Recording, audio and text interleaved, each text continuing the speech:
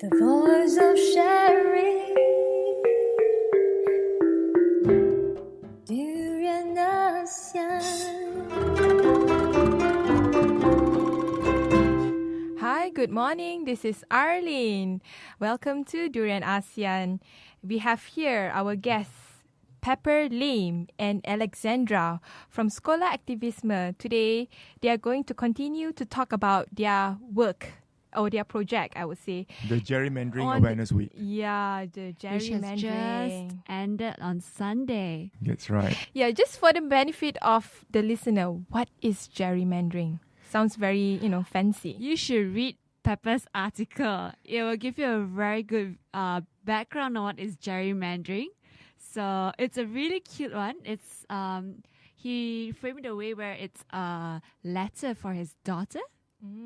So Yep. You can read the article online at lawyerburuk.com, or I could just tell you what it is. You should just just have a a little bit of background on it. Yeah. Gerrymandering actually happened when this governor in America, in Massachusetts, he wanted to redelineate his constituency in such a way that he would win the next election. And when he redrew the boundaries of his constituencies, the newspaper noticed that it looked like a salamander. So they married his name, which is Jerry, and the word salamander, and they came up with this new word called gerrymander. And that's what gerrymandering is. Redrawing the constituency lines and borders so that you will win the next election, or you could win an election easily. I see. There's a very interesting history there. It's I a didn't really know. cute name. I never knew what was gerrymandering. I mean, I understood that gerrymandering was happening, but I never knew the term for it. And every time I heard the term, I was like, okay, is that it? Is that it? I'm not too sure. So in the Malaysian context, why you have this gerrymandering?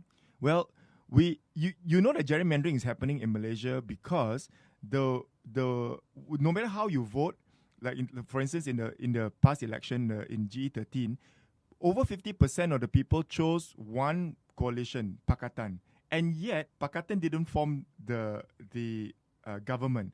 So But you're saying that the popular vote does not translate to Yes. the actual winning. And that is what of the gerrymandering does. Gerrymandering can help the person with the fewer votes win an election. So Barisan won the election with only 40-something% of the votes, but they got 60% of the seats in parliament. So how does that work? They didn't even get like 40% or 50% of the parliamentary seats. They got over 60% of the parliamentary seats. And this happens because of gerrymandering. I see. So your project, how did it came about to the extent that you really want to make it fun and, go down to, to the masses where this is not something that is complicated, that belongs to policymakers and politicians to resolve it. It's also your role as the citizens of Malaysia to sort of understand what is gerrymandering. Why start Sekolah Aktivisme for this? How we made it fun for the past week during the Anti-Gerrymandering Awareness Week was we have this contest. It's an online game. So basically, it is very similar to our game shop, except in our game shop, there's a lot of participation with a lot of people and you need to be physically there. Whereas for our online game, you just can do it by yourself and you can see how gerrymandering works. So you draw the borders of who are your voters and see how you can understand the process of it much better. And the name of the game is also quite cheeky. It's Gajah Rusa game, I guess, or elephant and deer game. Yes. So why this particular animal? Well, these two animals are found in Malaysia, so we just thought it's easier to use animals as a representative of voters. That's all. And you can download this game online at our website. It's called sekolahaktivisme.org. Sekolah is spelled as Sekolah. Aktivisme is spelled AKAKTITVIS and MEMA. So sekolahaktivisme, one word, .org. And just go and click on a link called Animal Kingdom Gerrymandering untuk mencuri pilihan raya. Mencuri pilihan raya to steal the elections. To steal elections, yeah. Just copy or save the image of the Gajah and Rusa onto your computer. Then use MS Paint or Photoshop or GIMP to draw your own lines. Now, the first game you have to do is you have to draw the constituency into equal numbers and have equal number of voters as well. then just take a look and see who has won that particular election. If Gajah has won the election, in the second game, try to make Rusa win by drawing crazy lines, just like no holes barred. You can draw maybe 6 voters or 7, 8 voters in one big constituency, then 1 voter in another constituency. That's up to you.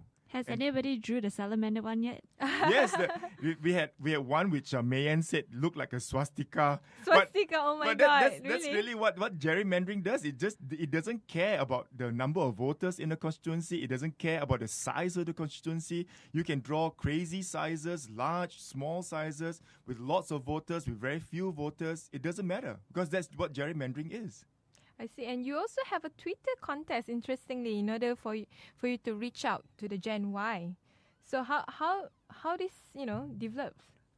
This Twitter, we know that with the mainstream newspapers and news agencies probably wouldn't cover us. So the only avenue we have is Facebook, blogs, and Twitter. And one of the things that Gen Y people use is Twitter.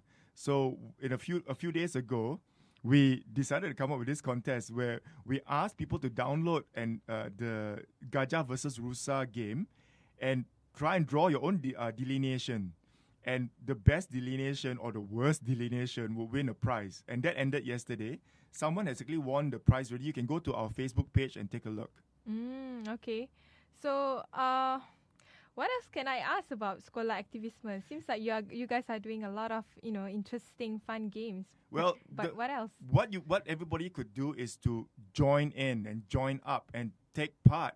Is this one thing to know about gerrymandering, but it's something else to just get your hands dirty and just have fun with us. There are articles to read. All our articles are on our Facebook page or at lawyerburot.com.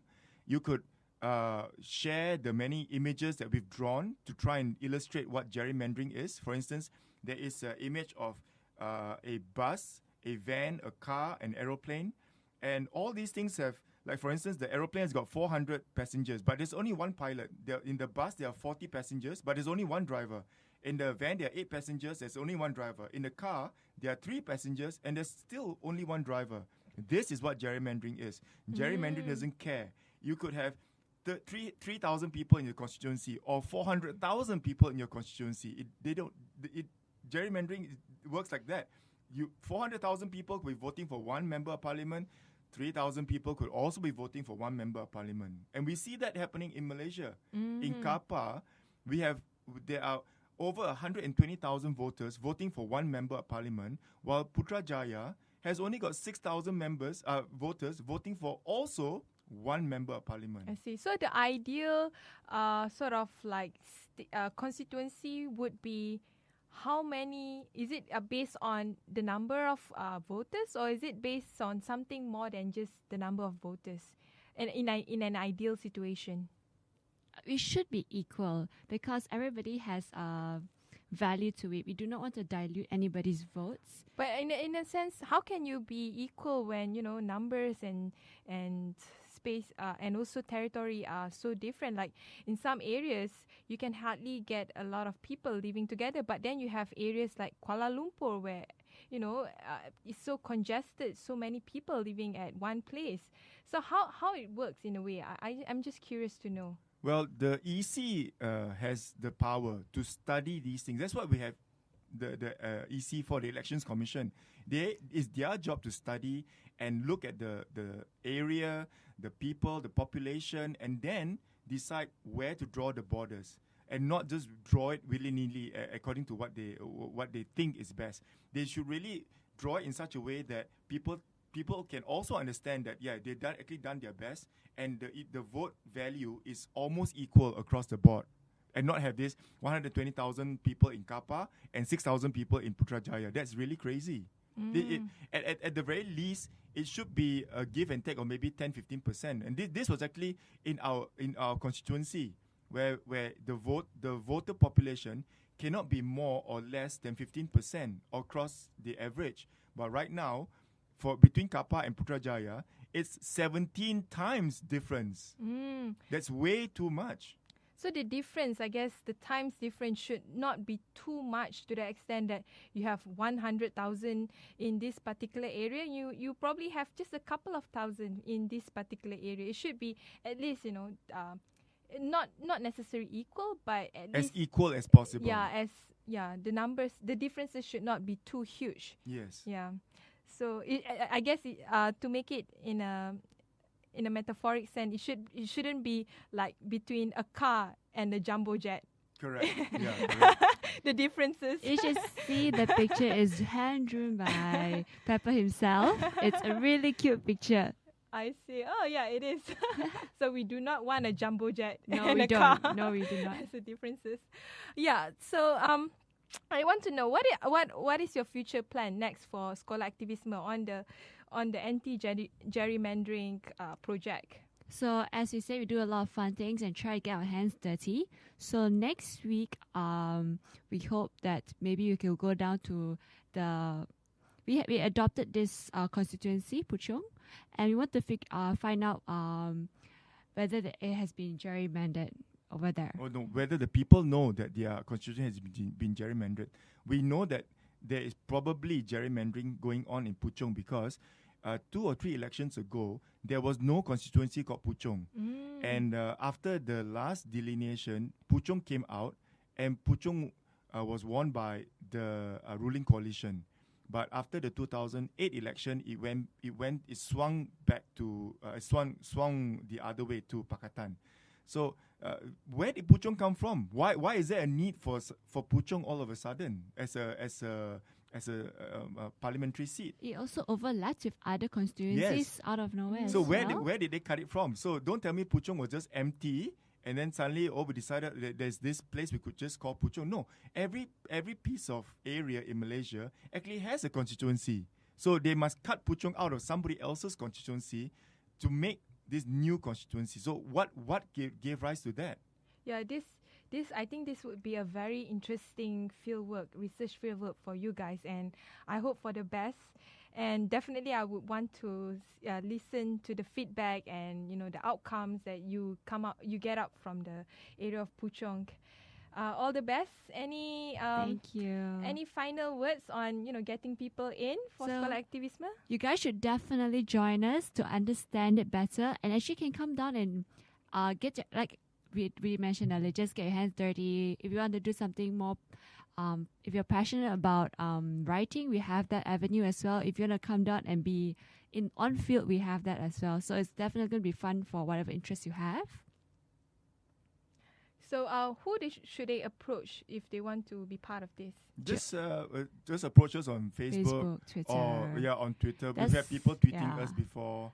That's and how Hisham came in from Twitter, actually. Okay, interesting. Yeah, we got So a new you guys member. are popular now. Hopefully you guys will be more popular in the future. Thanks. So thank you very much, yeah? Thank you. Thank Okay. you. Bye.